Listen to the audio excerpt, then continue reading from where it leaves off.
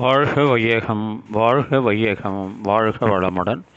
குரு வாழ்க குருவே துணை. மணவளக்கலை உறவுகளுக்கு கோபாலின் வணக்கங்களும் வாழ்த்துக்களும். அருட்தந்தை வேதாத்ரி மகரிஷியின் மணவளக்கலையை பற்றி தினமும் சிந்தித்து கொண்டிருக்கின்றோம். சுவாமிஜி அவர்கள் எழுதிய வாழ்க்கை மலர்கள் என்ற நூலிலிருந்து ஆகஸ்ட் மாதம் 22ஆம் தேதி இறைநிலையின் இன்ப ஊற்று என்ற தலைப்பில் சிந்திக்கவிருக்கிறோம்.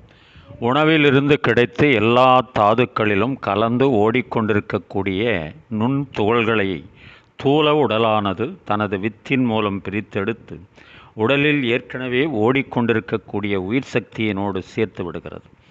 முழு உடலில் நிறைந்தும் வித்துவில் செறிந்தும் ஓடிக்கொண்டிருக்கக்கூடிய நுண் விண் கூட்டமே உயிர் சக்தி என மதிக்கப்படுகிறது. உயிர் சக்தி என்ற சிறப்பை பெற்று விளங்கும் நுண் விண் துகள்களே தங்களது சுழற்சி விரைவை கொண்டு சீவக்காந்தத்தை விளைவித்து கொண்டே இருப்பதால் இந்த சீவக்காந்தமானது பருவுடலிலும் நுண்ணுடலிலும் விளைந்து நிறைந்து சுழன்றோடி கொண்டிருக்கிறது. அந்த சீவக்காந்தமே மனமெனும் சிறப்பையும் பெறுகிறது. உடலாலோ உள்ளத்தாலோ ஆற்றப்படக்கூடிய எந்த செயலானாலும் அதனை சீவக்காந்தம் ஏற்றுக்கொள்வதுடன் அப்பதிவுகளை தனது இயக்க மையமான கருமையத்தில் இறுக்கி சுருக்கி வைத்து விடுகிறது.